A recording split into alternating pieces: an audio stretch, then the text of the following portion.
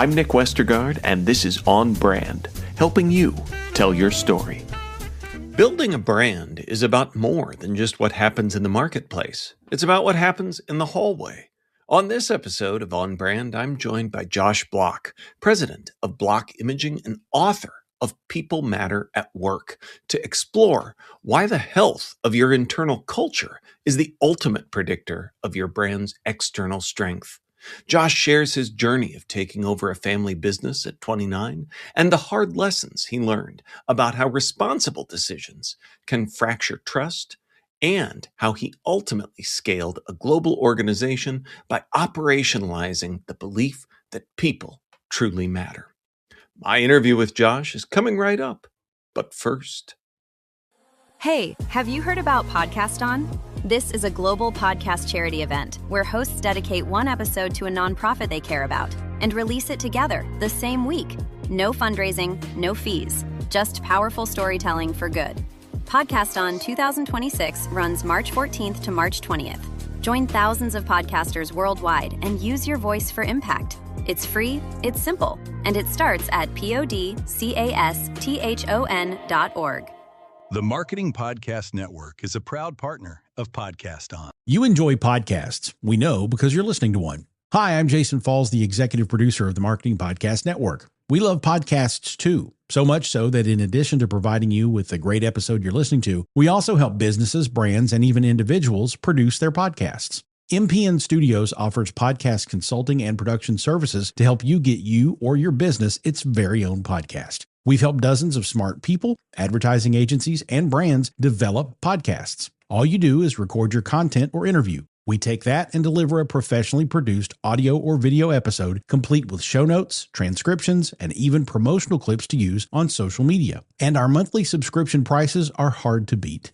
If you or your company are jonesing to have your own podcast to establish thought leadership, drive business leads, or just have fun talking about your business or topic of choice, we'd love to help. Learn more at marketingpodcasts.net/studio. That's marketingpodcasts.net/studio. Josh Block, welcome to On Brand.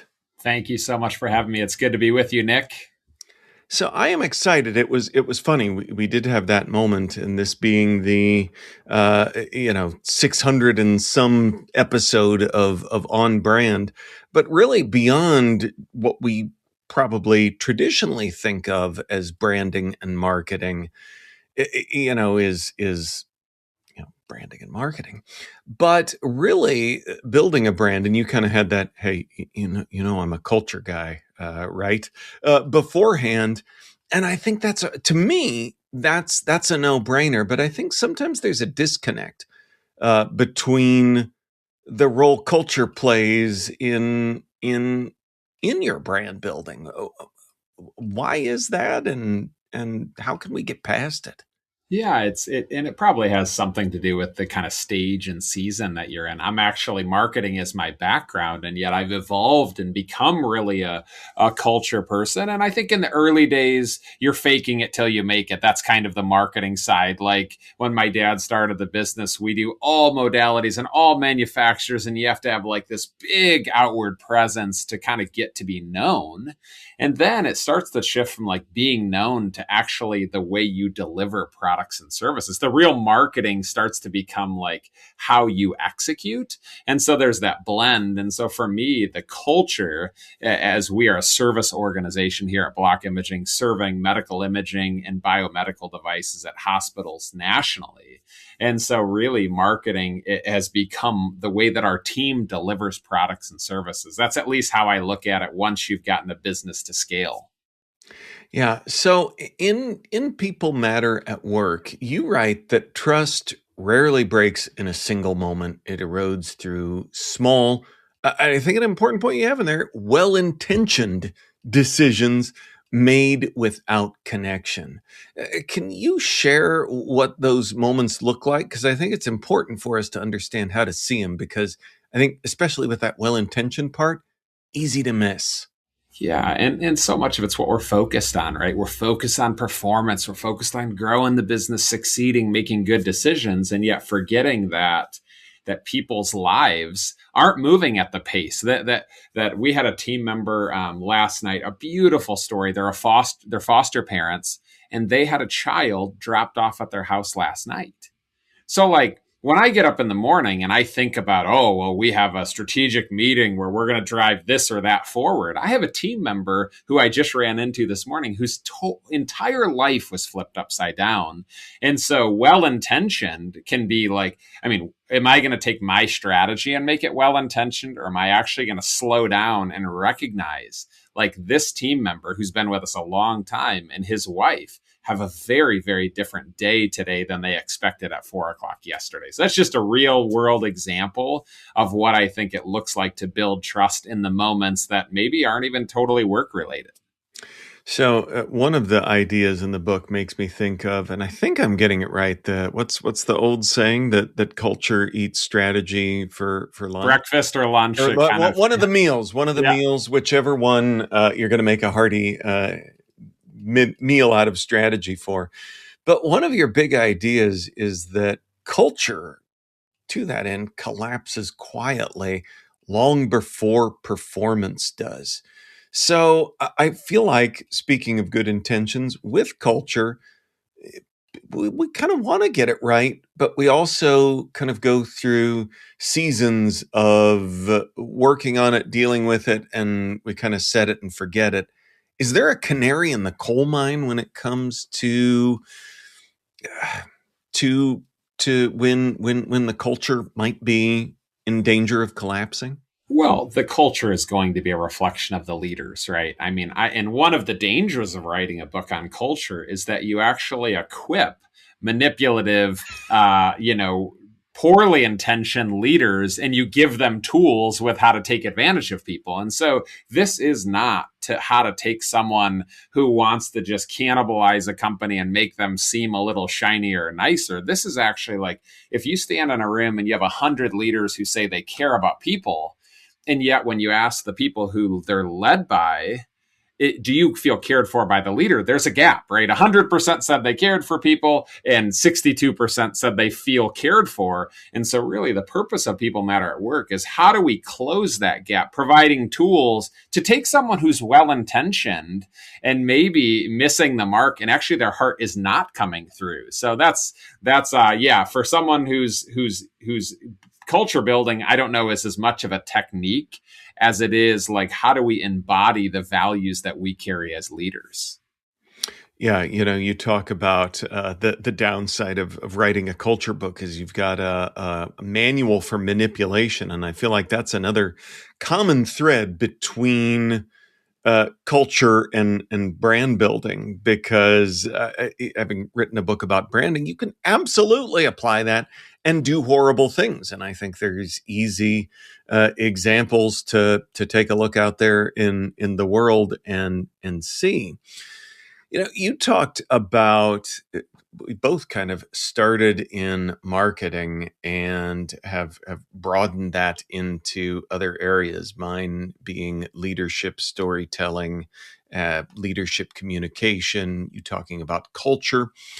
And you talk a little bit about that label of soft skill. And boy, I cringe whenever I hear it, but I also feel like I've tried about 10 different explanations of why we should use something else, but it seems to persist. But you talk about really kind of a system around all of that. So how does thinking of soft skills, culture as a system, change the way a leader approaches brand building? Sure. It did not start as a system, right? It started as becoming president of the organization and having, it all starts with vision. Anything worth doing is like, and for me, that vision was, what if we could create a place where people love to work and didn't just love to work, but were challenged to become someone they never dreamed of becoming, and they'd go home and they'd feel fulfilled and connected to the mission and respect their leaders and all that sort of stuff. And so then I kind of tripped across 3 T's that were just an expression of my leadership. and how I wanted people to feel on the other side of me. And so when I think about the marketing and culture together, it really collides in like an organizational identity. Is saying exactly who you are, exactly what you stand for, the values that you're after. We call them thriving mindsets that we're pursuing. And then fortunately, it starts to become a magnet that draws, just like you would try to draw a certain type of customer. It draws team members who want to be a part of that. And then it repels team members who don't. Yeah. So you talk about systems, and I think it's important because it's the difference between kind of big ideas that sound good on a podcast versus how do you actually put this to work. And another thing that you do that with is the practice of, or the shift from me leadership to we leadership. And I feel like that's another one of those things that people are like, yeah, nod along, like the sound of that. But we don't always know exactly how to do that. So where does the doing come in with we leadership versus me leadership? Well, it's as you the word that just kept resonating as you're asking the question is humility. And even when you go back to systems building and enacting a healthy culture, is like nobody wants to be a systems builder if they want to be the hero.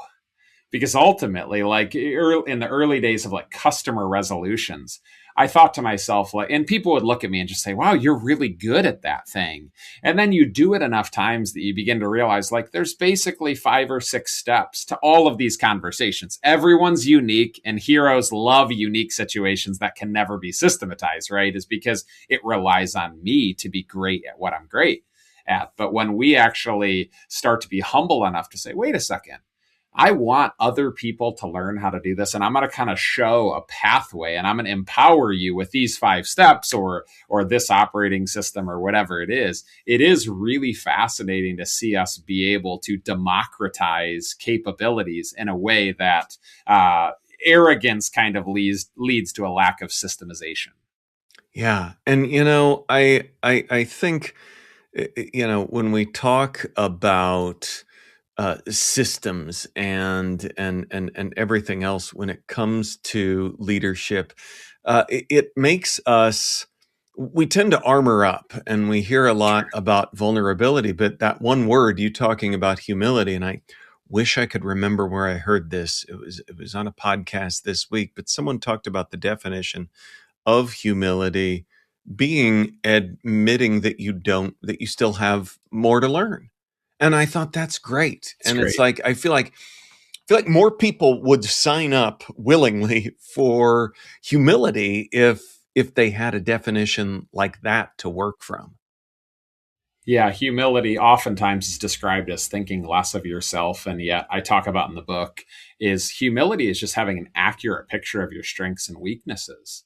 And so as we've grown as an organization, it's so fun to stop and look and say, like, there are things to this day that I am the best person in the organization to handle. It's gotten very, very small.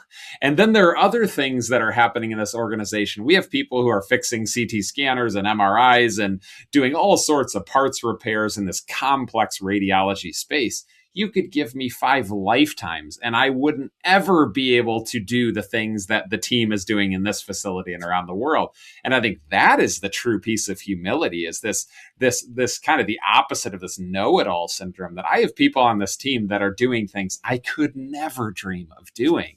And I think there's a beauty of just waking up every day and saying, like, not this insecurity, like, oh, I'm not good at anything. Or on the other side, this arrogance, I'm great at everything. There's this middle of the road, which is like, I can do some things really, really well. And there are other people who can do things I could never dream of. On Brand, we'll be right back after this.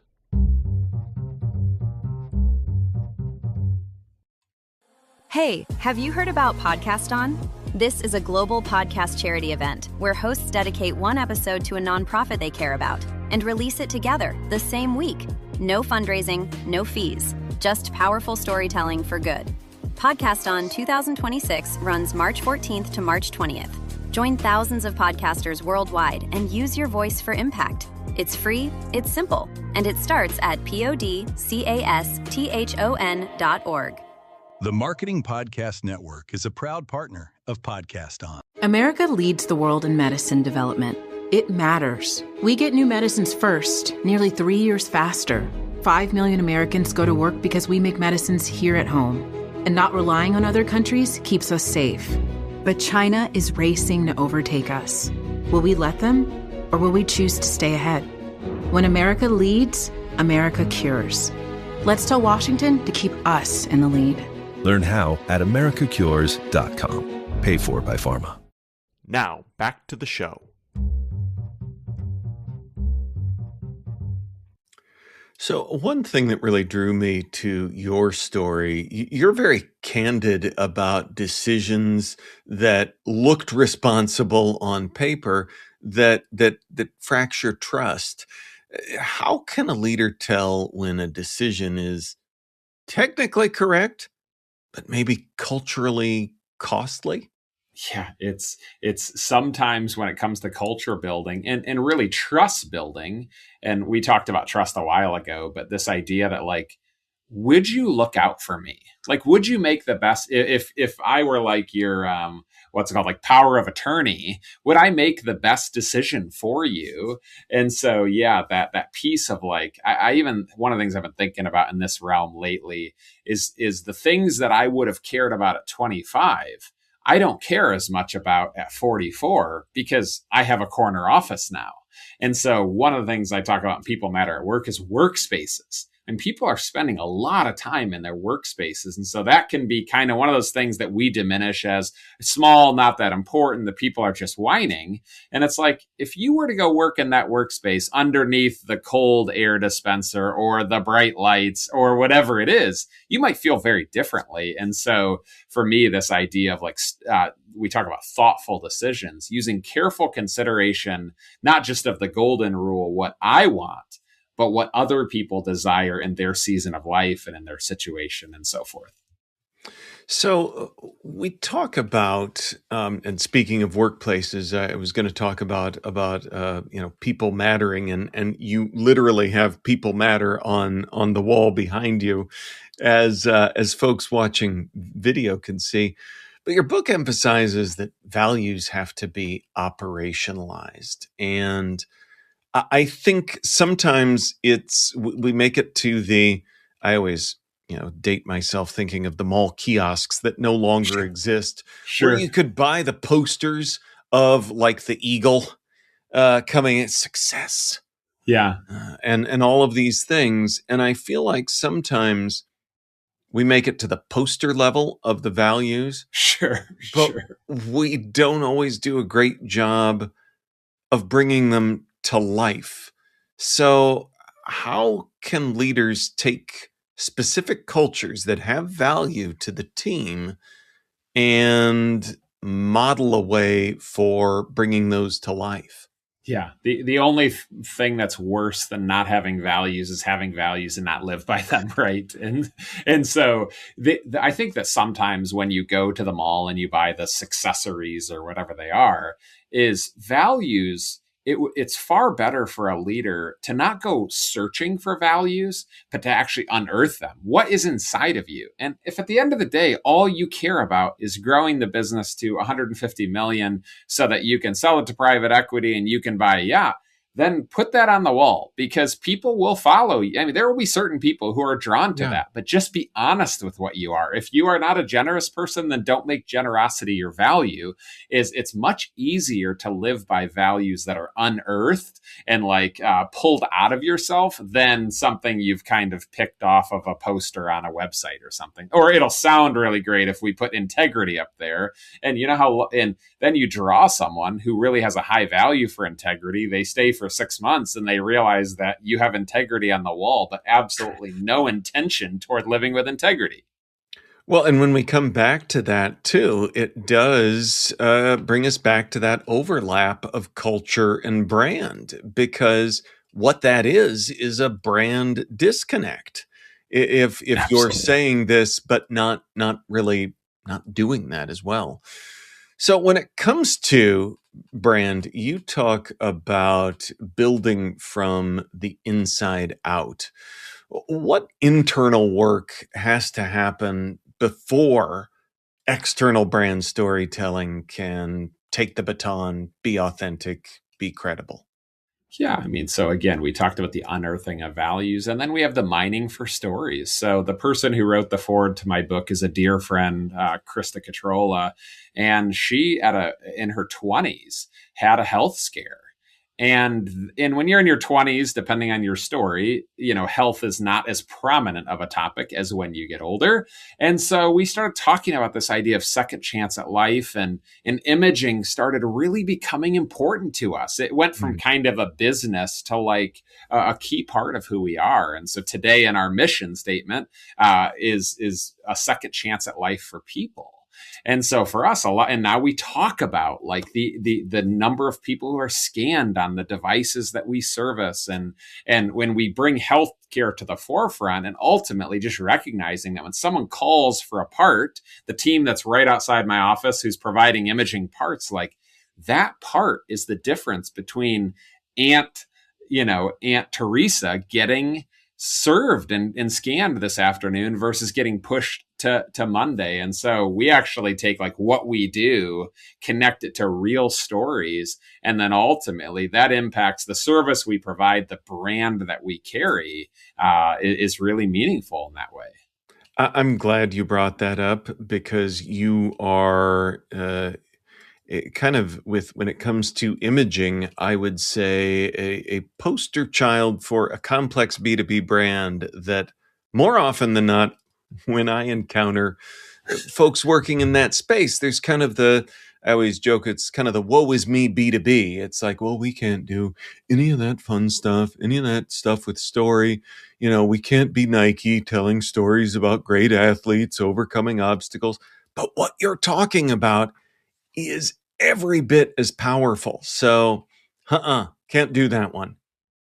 Yeah, I have a friend who owns a t-shirt company, and I think about like the idea, oh, we just make t-shirts. And then it's like, we make t-shirts for 5th grade softball teams that like the way that people laugh when they come together and they play basketball, or girls play volleyball for the first time, or whatever it is, to think about the joy that happens in that space and the way that we contribute. So yeah, there's some businesses that it's very, very hard to tie a meaningful purpose to. But I am so thankful that we've had the privilege of being in the healthcare space because of the depth of meaning and purpose that it brings. I'm glad that you remembered the name of the mall kiosk and items, Successories. But I talked about the eagle. The other one was like the mountain. And I think sometimes culture can feel like a mountain. Mm-hmm. And for leaders in organizations who realize that their culture is already strained, it can feel like a mountain. But your book emphasizes the idea of repair over perfection. And I think in so many ways, I think that's an important dynamic to understand. But talk about the value of repair versus going off a cliff, going towards perfection. Yeah, I mean, I've been, speaking of t-shirts, I'd like to make a t-shirt that says perfection is an illusion. Yeah. Right. It's just, it's a mirage, and yet repair, it's not the best relationships, that they're not void of conflict. They just don't know how to repair. And so there's situations. And if there's high trust, for someone to be able to walk into my office and say, hey, we had a conversation and I shared something with you, and man, it just didn't feel like you cared. It didn't feel like you saw me. And that's where we then have the opportunity to say, man, I really am sorry for the way that I treated you.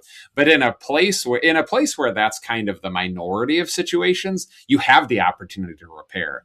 In a place where you just diminish people all day long, they know that's part of your character. There's no reason to pursue forgiveness or repair or restoration, because the relationship is insignificant. You are there as a gold mine that they can just capture and capitalize and take advantage of, versus kind of what I think of as a garden where everyone benefits from the growth. And so that's what comes to mind. So we've talked about repairing culture. We've talked about some of the challenges along the way. If someone's out there listening and thinking, well, I kind of wonder because and again, another similarity between culture and brand is, oh, is that working? I don't know if I know. And so if they're scratching their head, is there a rapid test for culture? I think there's never a rapid test for anything that's really, really meaningful in life. But I would say that the Gallup surveys are great. I mean, they're really meaningful. We do one once a year and we have extremely high levels of engagement. And it really is my report card as a leader.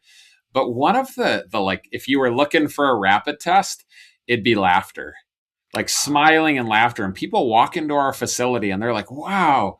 Sometimes they comment that people stopped working and said hello. Sometimes they comment that people kept working like we weren't even there. Whatever it is, they can feel a difference. And that's true if you walk into Chick-fil-A versus McDonald's or any places. I mean, it's almost, I talk about it in People Matter at Work, is it's almost like the air in a room is no one cares about oxygen until it's gone. And then all of a sudden it becomes a very, very important conversation. And so it's almost like the atmosphere. And so it sounds maybe a little silly, but if the two of us walked into a building, whether it's the 23rd floor in Manhattan or whether it be our facility or a restaurant, you can tell the culture of, let's go to Taco Bell. You walk up to the front counter, you can learn a lot about the manager in about 6 minutes, right? How clean it is and how much the person, how responsive they were and all that sort of stuff. And so culture impacts everything and everyone, regardless of our belief in its existence. And so, yeah, I would say that laughter, though, to give you the short answer, it would be that safe environments have laughter, unsafe environments don't. I love that answer, man. I kind of threw you a hardball there at the end, just because I was genuinely curious, and I think that's great. Are people laughing here? That's something you can go. Yeah. That's not a survey you need to deploy, but it's a helpful rapid test. Yeah. Well, whether it's been successories or anything else, I've been laughing and smiling throughout this conversation. Josh, I now get to ask you for a brand that has done that for you, that's made you smile recently. Yeah, I the one that comes to mind is like politically provocative as it is right now was really the buying experience at a Tesla dealership. I wasn't sure what to expect. And I've been to some car dealerships in my life, and it feels, if I had to choose between the dentist and a car dealership, it'd be a tough call. And just the smooth, the user interface, the connection, the service orientation, I left and was just very, very impressed with the Tesla experience. That is awesome. Well, one last question, much easier. Where can folks go to learn more about who you are and what you do? Yeah. So if you're interested, blockimaging.com is kind of the business side. If you're interested in learning more about this medical imaging company that I'm standing in today. Also, peoplematteratwork.com is a great spot to learn more, as well as the book is available anywhere that books are sold, including Amazon. And you're also welcome to reach out to me at josh@peoplematteratwork.com. Awesome. Well, we will link up to all of that in our show notes, which folks can find at onbrandpodcast.com. Josh Block, thanks for being on brand with us. Thank you so much for having me. It's great to be with you, Nick. On Brand is part of the Marketing Podcast Network. If you like what you're hearing, if we've made you smile, you can always listen free on Spotify, Apple Podcasts, or whatever your favorite platform may be. And please take a moment and rate and review the podcast to help others find the show. Until next week, I'm Nick Westergaard, and I'll see you on the internet.